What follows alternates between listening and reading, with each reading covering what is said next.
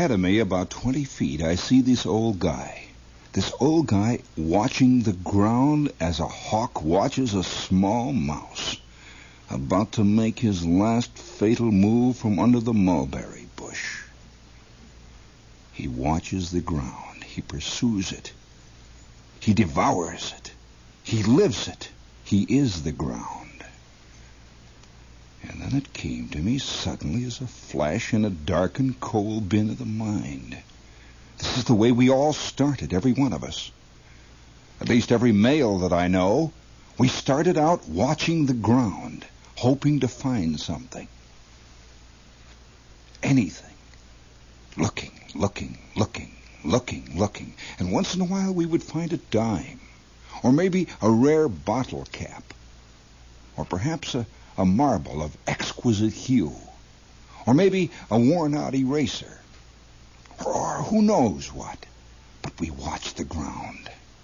And from the ground came all treasures, came all wonders. And we watched the ground. And then as we grew, gradually some began to look up for treasures. Until finally, the very few never looked down ever. And the treasures came to them. But the rest of us, laden by our ancient instincts, and perhaps having been once mouse-trapped by having found something, after observing the ground, never could quite get it out of our system. The ground sniffers. Yes.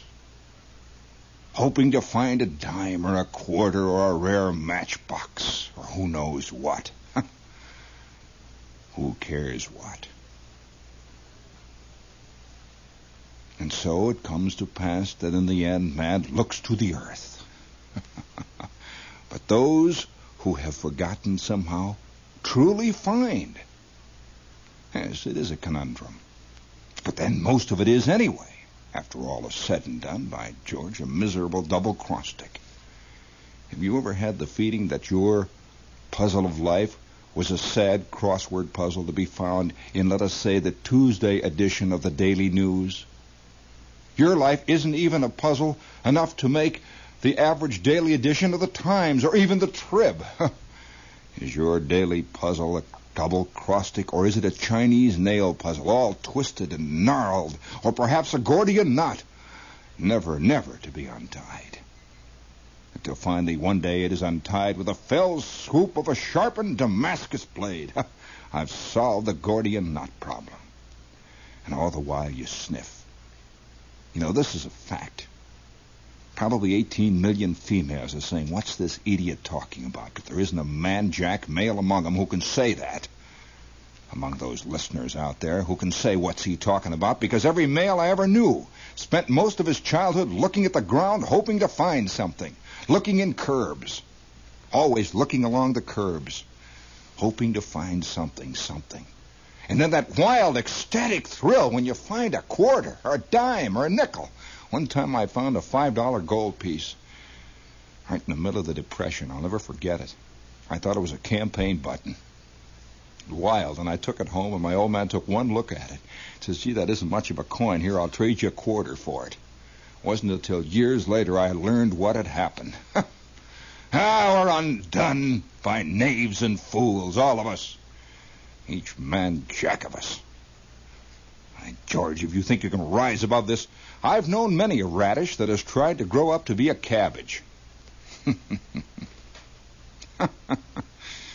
Yes, and I've known cabbages that have tried to grow up to be pumpkins. And pumpkins that yearn to be watermelons. And watermelons that yearn to be succulent grapes with interesting figures. And where do we all wind up? In the same stew and the same hash? Anybody out there care for some community singing? How about some old favorites, huh? Can't think of an old favorite. Come to think of it, I don't have an old favorite. Old favorite. I can't even think of a tune. Nothing. Come with me. Come, put your hand in mine, and we will go hunting along the curbstones of life. Is there anyone out there who really wants to go junking tonight? Really grubbling. Is there one among you, speaking to the men, is there one among you who can pass a pile of junk on a Manhattan street without feeling a kind of urge to go over and look? Just, look. You have to tear yourself away and keep right on going. I expect one day to be all dressed, and going along Lexington Avenue with some account executive. And, you're kind of lost in thoughts and walking along, and suddenly you see something over there in one of those trash buckets, and without even thinking, you rush over, grab it, stick it under your arm, and you're walking down the street wearing a Chesterfield coat and carrying a 1937 Philco Cathedral model radio under your arm. It's been thrown out of a third-story window. Oh, excuse me. A collector of antiques. I recognize this. This is a genuine cathedral model here. Like finding yourself at a party and you're talking incessantly and you can't stop talking.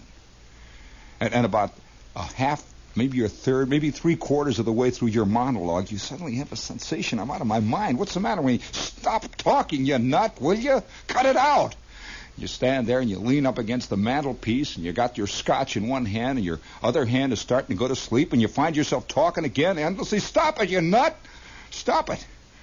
And everyone's got that glazed, bored look and you continue to go and go like an insane grub, grinding through earth. Grinding, looking, and you talk and talk and talk. Have any of you ever seen a mole cross a road in bright sunlight? Have you ever seen a mole walking atop the earth? I have. I mean, going across the street. I'm driving along one time, and I'm just a kid, see? I got this car that I bought second-hand. It was actually 28th hand, probably, as far as I know. It was the only three-wheeled Ford I ever saw.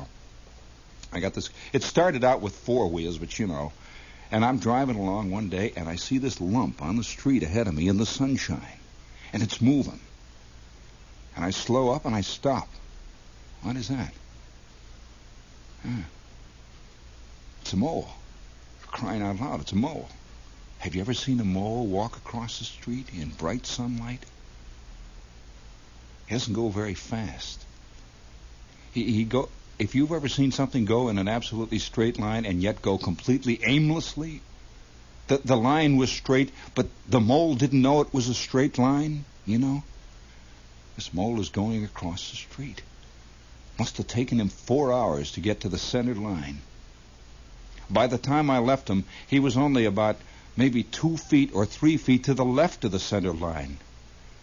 I doubt whether he ever got across. Couldn't have gotten across. And I'm driving along 4 or 5 blocks later, and I'm trying to figure out what this mole reminded me of.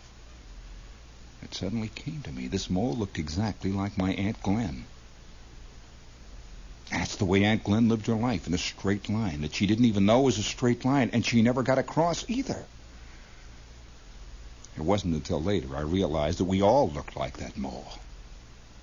Walk in a straight line. And now, I suggest only that you put your hand in mine. Come. I am your friend.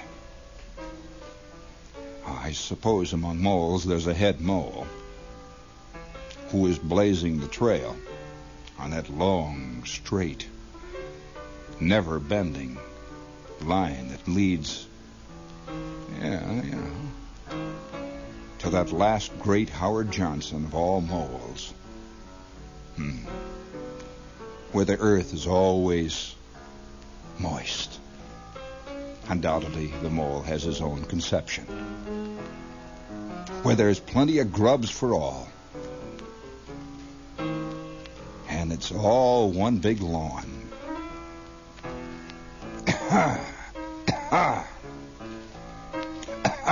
That's the second chorus. That's the third chorus.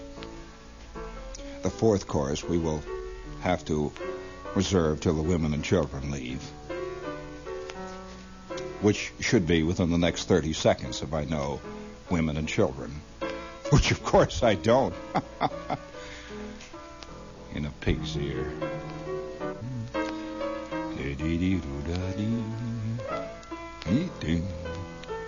Yes, I hear you talking, Daddy.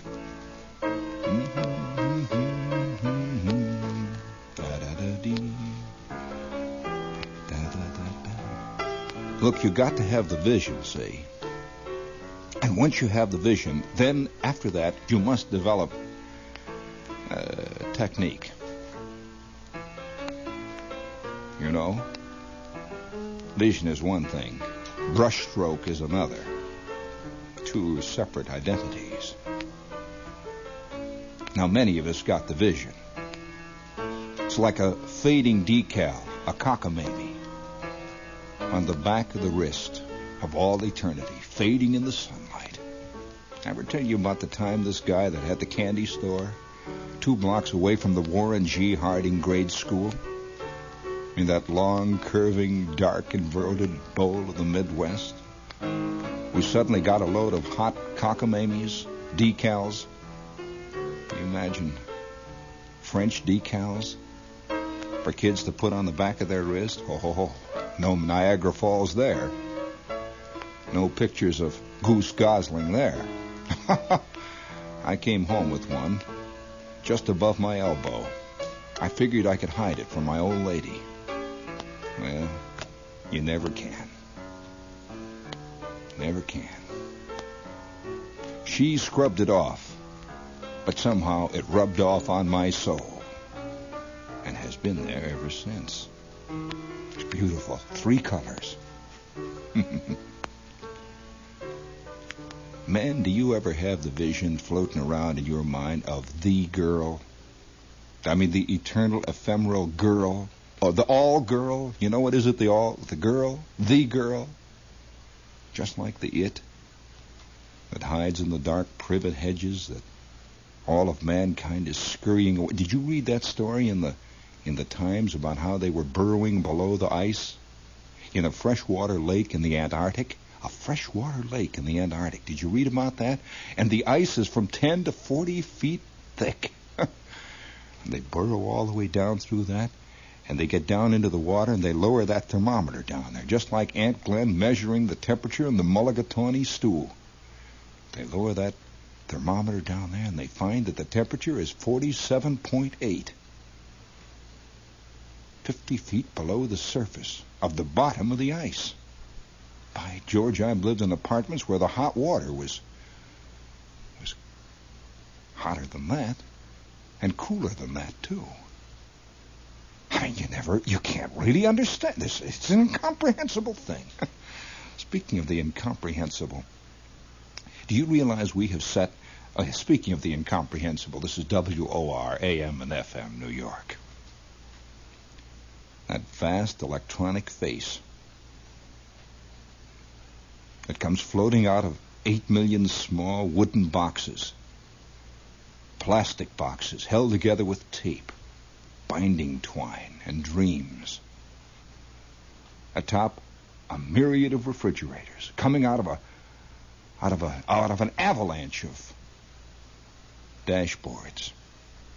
I ever tell you the weird time one day I'm riding in a car with a guy on the Pennsylvania Turnpike listening to a tape recording of one of my shows at 2 o'clock in the morning. And he has on top of his dashboard one of these little plastic statues of a saint. It's a terrible moment. And he had one of these dashboards that somebody earlier had put on the outside of the glove compartment, these decals of chicks. A strange thing. But not strange at all, because you see, it tells it. It tells it. It tells it. It's like, we've set off a wild strain of discordant music in the solar system. Man has. We're not speaking of Russians, nor Congolese, nor Ohioans. Can't you see these guys who for countless centuries have lived underneath that cloud layer in Venus? Have you read these stories of Venus? You know anything about the planet Venus? It's covered with a layer of clouds. Nobody knows anything about it here on Earth. It's an unknown planet. It's one of the closest to us, and yet it's unknown. It sits out there And they don't know whether there's life on it, and yet life could be. And they don't know what kind of life it could be. They don't even know the temperature of the surface of Mars, or rather Venus. They know Mars, not Venus. And the guesses range from hundreds of degrees to temperature like New York in the summer. All because there's a thick floating layer of cloud that just moves across that planet, and they never can see below it. It's always cloudy there. Reminds me of Toledo, Ohio. And there could be people who have lived under that layer of cloud, you see, and who have never seen the sky. Remember, they could never see the sky if they lived there. They don't see stars. They see no planets. They're living under this just gray layer of cloud, night and day, for countless centuries. And a whole civilization has grown up that says to them that there is nothing else but this. There's a great void out there. Nothing. They've never seen a star. And one day, out of the cloud bank comes this thing that has a sign on it with a hammer and sickle. And undoubtedly, there must be some guy there, if this thing has progressed to any degree of insanity, there must be some guy there doing a Long John show. There's a Long John there, see? And he's on there, and he's batting it away all night long on the Venusian radio station, and suddenly at 3 o'clock in the morning, he gets 87 million calls from all these guys who say they saw this thing. And one by one, they appear on the program. And one by one, everybody in the neighborhood laughs. He's been a nut all of his life, hitting the jug. He just wants to get on the radio, that's it. He's invented all that stuff. No, the thing went right past there, and it had a sign on it with a hammer on it. It had a thing on there. It went right past. It went. I saw it. And we started it. And we always think in terms of some space vehicle coming to us. We have sent one to someone else. And you know what terror it would strike into the hearts of those who live in Trenton if a giant rocket suddenly appeared out of nowhere and bore no understandable coat of arms and whistled right past Trenton and kept right on taking pictures and sailed right out into space again, which they say this one's going to do, you know. It's not going to hit Venus. It's going to sail past, survey the landscape, and go out into space after having sent back a few photos, souvenirs, you know, a few postcards. Well, this is an incredible idea. We have set the chain of sequence into motion. We have done it. Now, where do we go? Where do we go from here? Would you like to come with me and sniff along the curbstones, hoping to find another dime? I know a guy who's got an expense account that goes from here to Philadelphia and back again. He's got all known credit cards. One day I'm out with him for lunch, and he found a quarter in the back seat of a cab. He talked about it for 3 days. It was the first real money he'd seen, of course. That's part of it.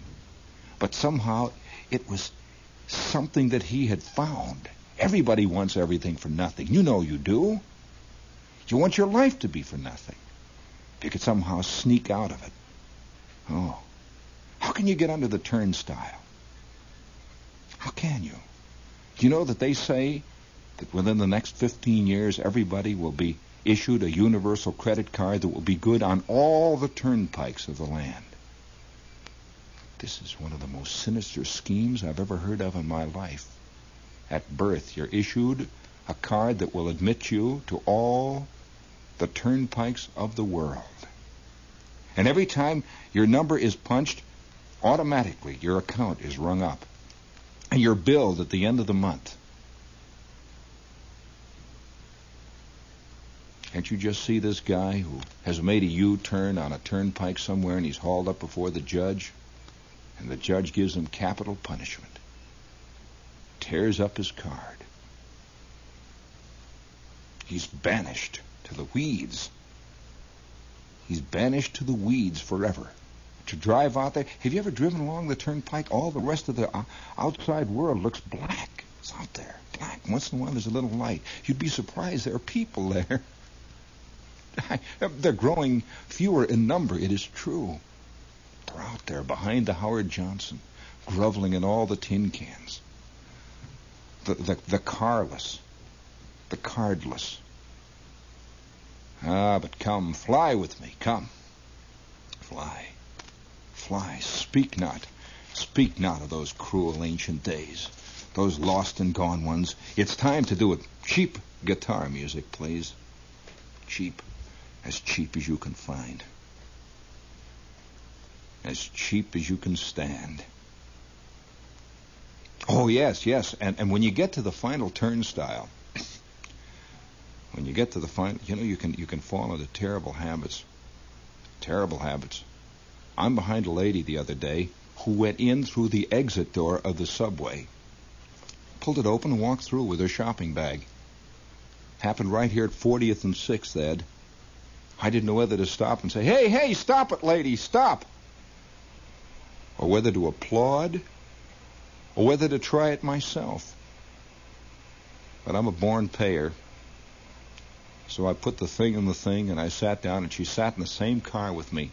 And when I got off at Columbus Circle, she was still going further on up. She got more for nothing than I got from that little thing that I dropped in the slot. Oh, you learn your lessons early. You learn them early. Yeah. One of the down and out, that's me. Yeah. Stare. Go ahead, stare. Stare and shrink. Yeah. You wouldn't think that I was a millionaire, would you? Look at my face. It's crimped and gouged. One of them death mask things. Don't seem the sort of man, do I, as might be the pal of kings, huh? Slouching along in smelly rags, a bleary-eyed, no-good bum. A knight of the hollow needle, pard, spewed from the sodden slum. Look me over from head to foot. How much would you think I was worth, huh? $1? A dime? A nickel? Well, I'm the wealthiest man on earth. The wealthiest man on earth. No, don't you think that I'm off my base. You'll sing a different tune if only you'll let me spin my yarn. Come on over to the saloon. Come. Wet my throat. It's dry as chalk. And seeing as how it's you, I'll tell the tale of a northern trail, and so help me God, it's true. I'll tell of a howling wilderness on the haggard Arctic heights, of a reckless vow I made, and how I staked the northern lights. Do you remember the year of the big stampede? And the trail of 98? And the eyes of the world were turned to the north, and the hearts of men elate, hearts of the old daredevil breed thrilled at the wondrous strike, and to every man who could hold a pan came the message, clear and bright. Up and hike. Go. Well, I was there with the best of them, and I knew I wouldn't fail. You wouldn't believe it to see me now, but wait till you hear my tale. You've read of the trail of 98? Oh, but its woe no man may tell. It was all of a piece and a whole yard wide, and the name of the brand was Hell. We heard the call, and we staked our all. We were plungers playing blind, and no man cared how his neighbor fared, and no man looked behind, for a ruthless greed was born of need, and the weakling went to the wall, and a curse might avail where a prayer might fail, and the gold lust crazed us all. Bold we were, and they called us three the Unholy Three, the Unholy Trinity. There was Ole Olson, the Sailor Swede, and the Dago Kid, and me. We were the discards of the pack, the four-loopers of unrest, reckless spirits of fierce revolt in the ferment of the West. We were bound to win, and we reveled in the hardships on the way. We staked our ground, and our hopes were crowned, and we hoisted out the pay. We were rich in a day, beyond all of our dreams. It was gold from the grassroots all the way down to the core of the earth. But we weren't used to such sudden wealth. And there was the siren town. We were crude and careless frontiersmen with much in us of the beast. We could bear the famine beautifully. But we lost our heads at the feast. The town looked mighty bright to us, with a bunch of dust to spend, and nothing was half too good for them days, and everyone was our friend. Whining meant more than mining then, and life was a dizzy whirl, gambling and dropping chunks of gold on the neck of a dance hall girl, till we went clean out of our heads, mad, it seems to me, and we squandered our last poke, and we sold our claim, and we found ourselves one bitter morning broke. The Dago kid, he dreamed a dream of his mother's aunt who died. In the dawn light, dim, she came to him, and she stood by his bedside, and she said, "Go forth to the highest north, till a lonely trail ye find, follow it far, and trust your star, and fortune, it will be kind." But I jeered at him. And then there came the sailor Swede to me, and he said, "I dreamed of my sister's son, who croaked at the age of 3. From the herded dead he sneaked up, and he said, 'Seek you an Arctic trail. It's pale and grim by the polar rim, but seek, and ye shall not fail.'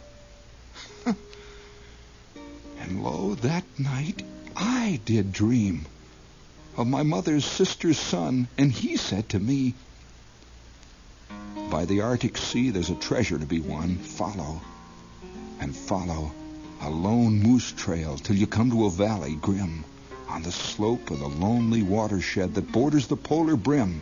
Then I woke my pal, and soft we swore by the mystic silver flail 'twas the hand of fate, and tomorrow straight we would seek that lonely moose trail. We watched the groaning ice wrench free, crash on with a hollow din. Men of the wilderness we were, freed from the taint of sin.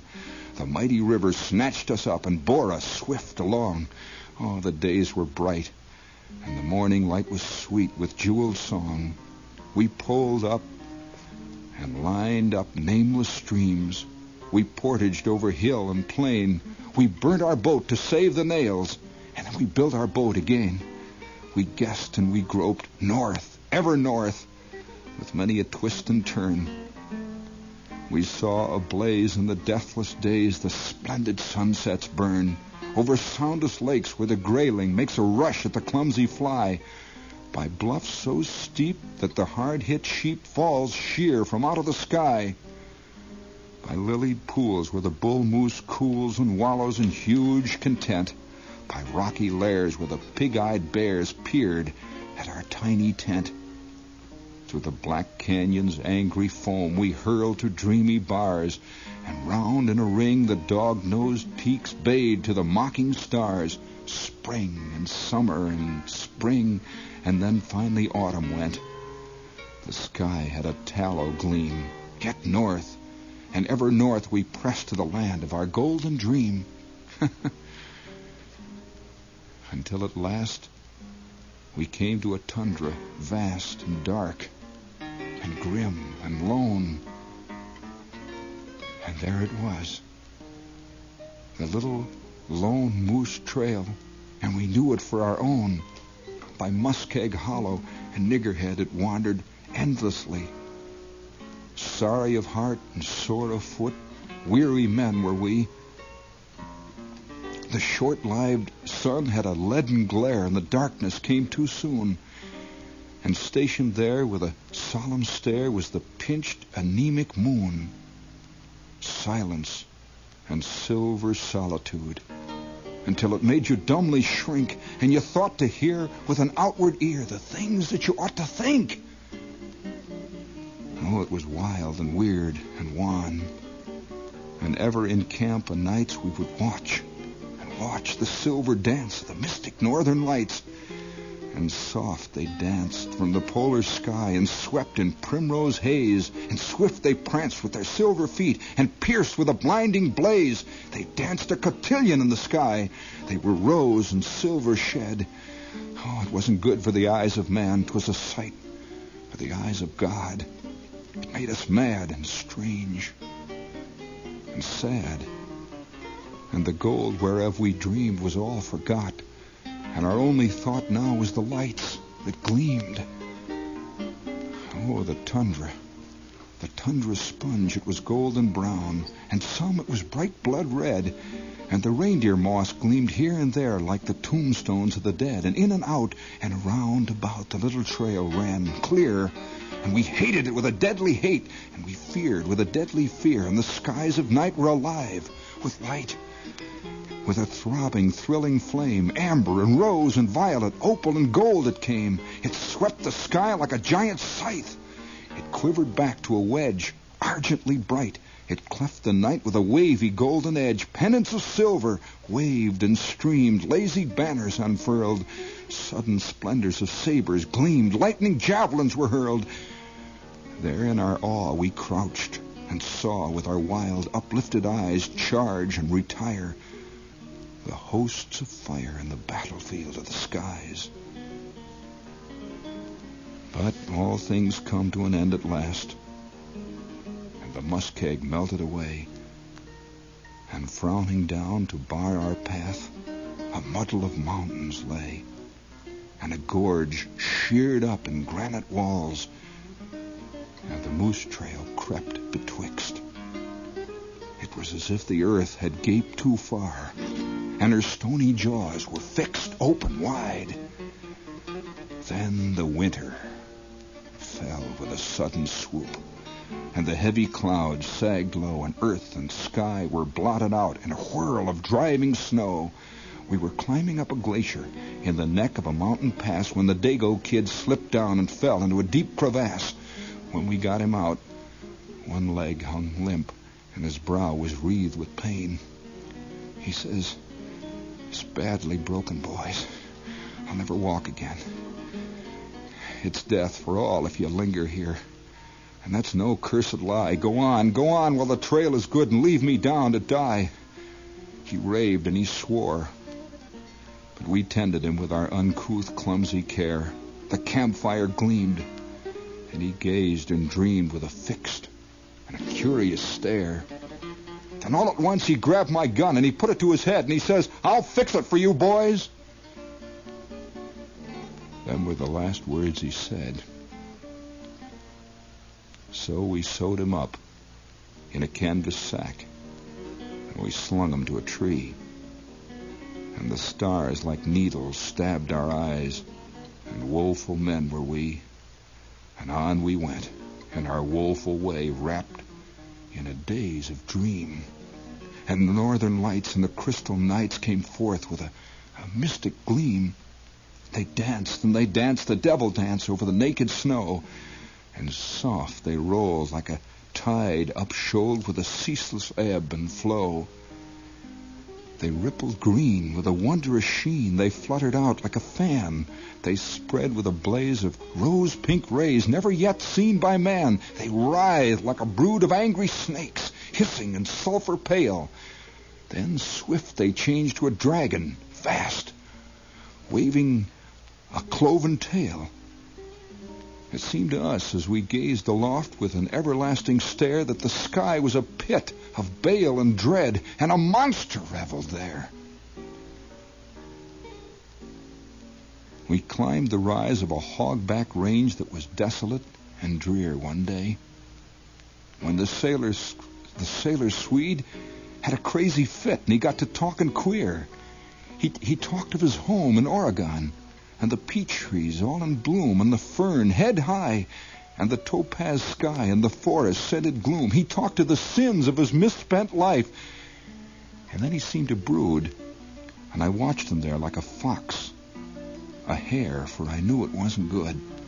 And sure enough, in the dim dawn light, I missed him from the tent, and a fresh trail broke through the crusted snow, and I knew not where it went, but I followed it over the seamless waste.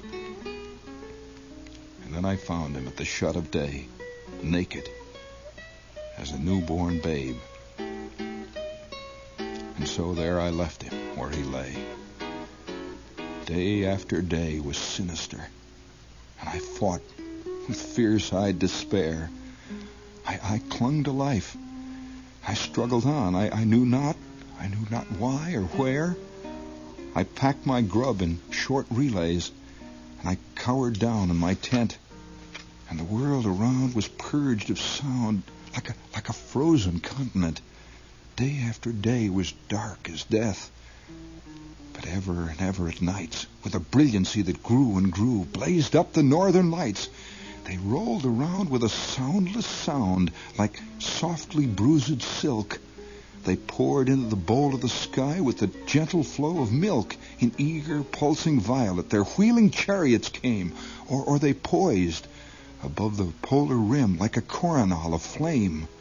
From depths of darkness, fathomless, their lancing rays were hurled, like the all-combining searchlights of the navies of the world. There on the roof pole of the world, as one bewitched, I gazed, and howled and groveled like a beast at the awful splendors blazing above. My eyes were seared, yet thralled, I peered through the parka hood, nigh blind. But I staggered on, to the lights that shone. Never I looked behind. There's a mountain, round and low, that lies right by the polar rim.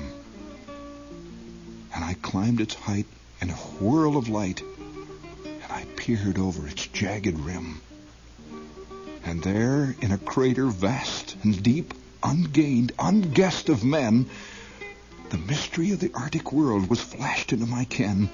And there these poor dim eyes of mine beheld the sight of sights. That hollow ring was the source and the spring of the mystic northern lights. Then I staked that place from crown to base, and I hit the nose, that long moose homeward trail. Oh, God, it was good. Though my eyes were blurred and I crawled like a sickly snail in that vast white world where the silent sky communes with the silent snow, in hunger and cold and misery I wandered to and fro. But the Lord took pity on my pain, and he led me to the sea. And some ice-bound whalers heard my moan, and they fed and sheltered me. They fed the feeble scarecrow thing that stumbled out of the wild with the ravaged face of a mask of death and the wandering wits of a child. A craven, cowering bag of bones that once had been a man. They tended me and up to the world. And here I am. You know, some say that the northern lights are the glare of the Arctic ice and snow. And some say that's electricity. And nobody seems to know. But I'll tell you. I'll tell you now. And if I lie, my lips may be stricken dumb. It's a mine of the precious stuff that men call radium. It's $1 million a pound, they say, and there's tons and tons in sight.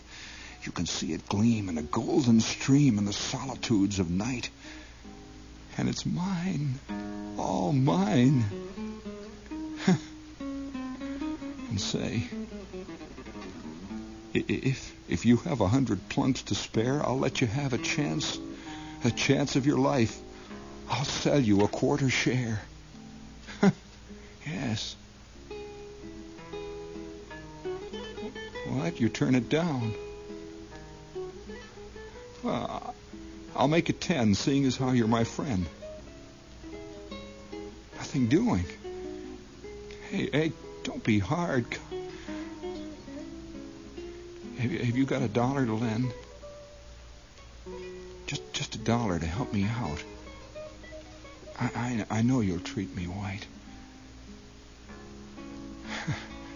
Thanks. I'll do as much for you someday. God bless you, sir. Good night.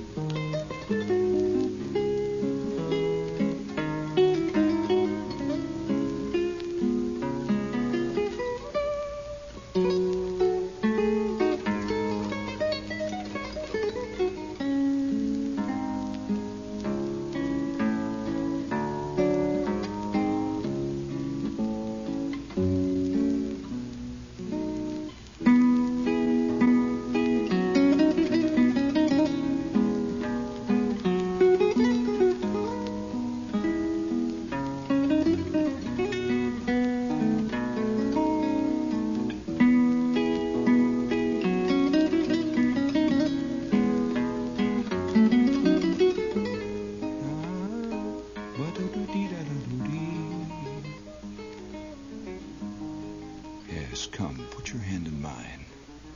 Put your hand in mine. Come.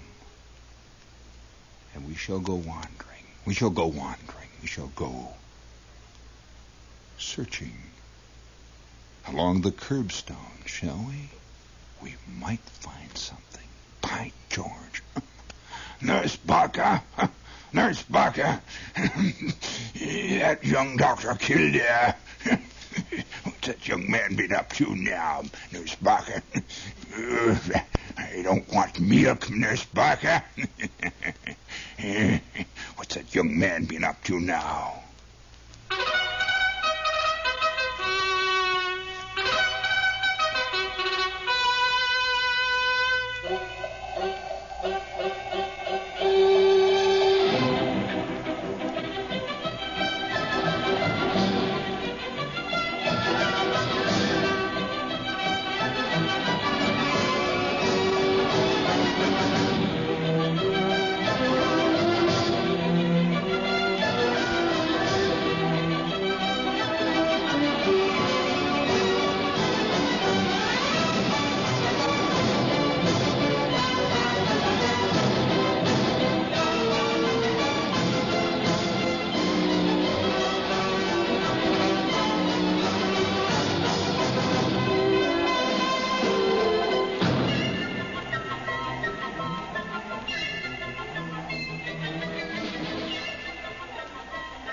Oh, yes, lucky horseshoe rings fit any finger.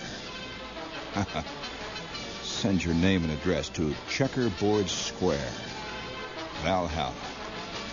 Be sure to enclose 2 box tops. Oh, incidentally, it is possible, you know, to make really big money. You, too, can be Operative X. Send your name and address to Spy Biz, Box 437, Kansas City, Kansas. And perhaps the golden key of opportunity will be yours to unlock that vast door of success and happiness. Oh, stamps sent upon approval. 50, count them. 50 poses. Art students only need apply. You must be over 21.